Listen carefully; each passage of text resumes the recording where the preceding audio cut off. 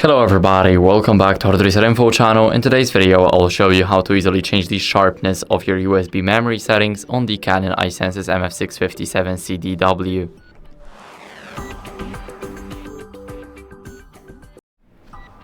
So first, what you guys want to do is go over to the menu. Now go to function settings, and here in the store and access files, we will have the common settings. Now we need to click on the scan and store settings, which is the first one up top. And now we just click everything up top to enter the default settings of our USB memory. Here we need to scroll down a bit until we see the sharpness, and here we can adjust it from -3 to 3, so we can make it either very sharp or make it look dull. And remember, whenever you're changing it, so let's change it to the max for an example.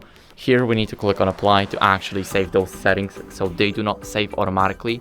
Now as you guys can see, it's at +3, so let me change it to, let's say, 0.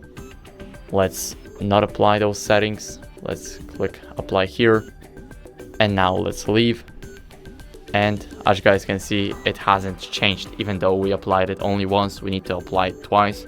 So that's basically it for the video. I hope it was helpful. If it was, then leave a like, subscription, and a comment, and I'll see you in the next one.